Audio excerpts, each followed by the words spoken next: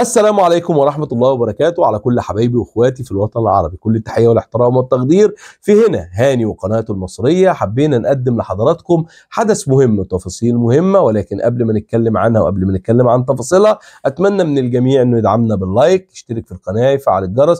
الدعم الاكبر انك تعمل مشاركة لكل حبايبنا عن الفيديو بتاعنا وتشوفوه، ونساعد ان احنا نكتشف حدث جديد، نكتشف موهبة جديدة، نكتشف موضوع جديد يساعد في دعم المجتمع العربي والمجتمع الأوروبي عن أحداث بتهمنا. هنسمع مع بعض تفاصيل الفيديو، لكن قبل ما نشوفها وقبل ما نتابعها أرجو من حضراتكم اللي أول مرة يتابعنا يشترك في القناة ويفعل الجرس ويدوس على زرار الكل، وتتابعونا وتعملوا اللايك كلكم، ونعمل مشاركة لكل حبايبنا، وما تنسوناش وتبخلوا علينا برأيكم عن الفيديو ومحتوانا اللي بنقدمه ليكم. ويلا مع بعض نسمع التفاصيل.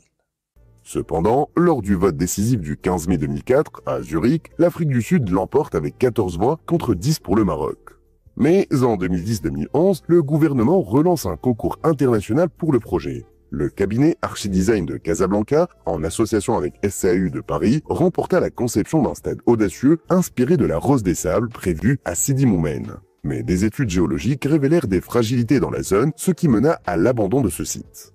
D'autres tentatives de relocalisation suivent. Tite-Melil en 2010, puis Laroyenne en 2011. Ces initiatives échouent en raison de contraintes foncières et techniques. En 2018, dans le cadre de la candidature marocaine pour la Coupe du Monde 2026, l'idée du grand stade renaît avec un nouvel emplacement, El Mansouria. Une déclaration d'utilité publique permet l'acquisition, parfois accompagnée d'expropriation, de 50 hectares dans la zone de Beni Amar. Mais, une fois encore, la candidature du Maroc pour la Coupe du Monde 2026 échoue face au trio nord-américain Canada, États-Unis, Mexique. C'est finalement en octobre 2023, après l'annonce officielle du Maroc comme co-organisateur de la Coupe du Monde 2030, aux côtés de l'Espagne et du Portugal, que le projet a retrouvé une dynamique sans précédent. Combiné à l'organisation de la CAN 2025, cette échéance majeure a donné un nouvel élan au développement du grand stade. Le stade Hassan II sera la pièce maîtresse des infrastructures sportives marocaines. Il sera destiné à accueillir la finale de la Coupe du Monde 2030 et à devenir le domicile des deux plus grands clubs du pays, le Raja Club Athlétique et le Wydad Athletic Club. Avec un budget consolidé de 5 milliards de dirhams, financé par le gouvernement marocain et la Caisse de dépôt et de gestion, la construction est planifiée entre 2025 et 2028. L'ambition est claire. Doter le Maroc d'un stade exceptionnel et polyvalent, capable d'accueillir des finales internationales prestigieuses tout en remplaçant le stade Mohamed V comme centre névralgique du football marocain. Pour rappel, le stade Mohamed V, situé également à Casablanca, a une capacité de plus de 45 000 places. Inauguré en 1955 sous le nom de stade Marcel Cerdan, il fut rebaptisé en 1981 et en hommage au roi Mohamed V. Le stade Hassan II s'articulera autour de 3 objectifs majeurs. Premièrement, fournir une enceinte moderne conforme aux normes FIFA pour accueillir les matchs de la Coupe du Monde 2030.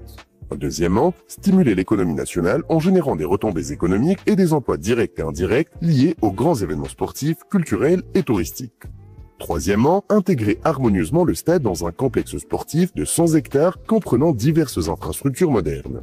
En plus de ces objectifs ambitieux, le projet devra respecter l'environnement car il sera situé au cœur de la forêt de Ben Slimane, un trésor naturel. Une fois ces objectifs définis, l'étape suivante s'impose.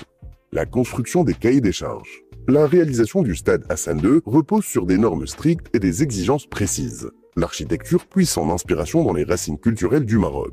Il a été conçu par Tariq Oualalou, un architecte franco-marocain, cofondateur de l'agence Oualalou, un Choi, basé à Paris et Casablanca. Parmi ses réalisations notables figurent le musée de Volubilis, le centre culturel du Maroc à Paris, le village COP22 des Nations Unies à Marrakech et le pavillon du Maroc pour l'Expo 2020 de Dubaï. Et, grâce à lui, le stade rendra hommage à des symboles emblématiques comme le moussem, la tente et le jardin marocain. Le design du stade s'intègre harmonieusement à la topographie et au paysage naturel environnant, incarnant la tradition d'hospitalité marocaine. La structure se distingue par un toit translucide en aluminium, créant un lien visuel fluide avec le paysage boisé environnant. La géométrie du toit et du bol repose sur un système de 32 escaliers monumentaux qui mènent à des plateformes surélevées à 28 mètres du sol, agrémentées de jardins luxuriants. Le stade présente également 2 extrémités composées de 3 niveaux compacts et abrupts, offrant une expérience immersive à 29 500 spectateurs par extrémité. Enfin, 5 niveaux d'hospitalité le long des tribunes principales sont prévus pour accueillir jusqu'à 12 000 visiteurs, assurant ainsi une expérience unique et de qualité pour les hôtes et spectateurs. Les espaces exclusifs du stade Hassan II, inclurant des zones VIP, VVIP, des salons privés ainsi qu'une loge royale. Le cahier des charges prévoit également un accès optimal grâce à un réseau routier densifié et modernisé. 3 routes majeures permettront d'accéder au site. L'autoroute A1, la route nationale N1 et son intersection avec la route nationale N23, ainsi que la route régionale 313 qui reliera Mohamedia à Ben Slimane. Des travaux d'aménagement sont également planifiés pour améliorer la connectivité. Il s'agit notamment de la construction d'une autoroute continentale de 60 km parallèle à la 1, ainsi que de l'élargissement de certaines routes et la construction de ponts et intersections. 3 entrées principales desserviront le stade et 4 zones de stationnement extérieur pourront accueillir jusqu'à 10 463 voitures sur une superficie totale de 261 321 mètres carrés. Le stade sera également bien desservi par un réseau de transport public structuré pour assurer une mobilité fluide. Pour cela, une gare ferroviaire proposera des trains express régionaux et à grande vitesse, permettant un trajet rapide de 15 minutes depuis Casablanca, 20 minutes depuis Rabat et depuis l'aéroport Mohamed V. Le tramway couvrira 73,5 km avec 109 stations et transportera jusqu'à 53 000 passagers par heure. 2 lignes de Busway, BW1 et BW2, assurant une capacité de 7 000 passagers par heure sur 24,5 km. Le réseau Casabus comprendra 49 lignes et 700 bus capables de transporter 71 000 passagers par heure. Enfin, une flotte de 14 700 taxis, dont 395 reliant l'aéroport, complétera ce dispositif. Et n'oublions pas que le grand stade Hassan II, de 115 000 places, sera la pièce centrale d'un complexe sportif de 100 hectares destiné à devenir le 2e plus grand au monde. Ce complexe comprendra donc un stade d'athlétisme de 25 000 places, 4 terrains d'entraînement, une salle multisport, une salle gymnastique, une piscine olympique, un centre de conférences et d'exposition, un hôtel, un centre commercial et un parc paysager. Un centre de formation et de recherche dans diverses disciplines sportives sera également intégré. Cet engagement traduit la volonté de préparer les athlètes marocains de demain.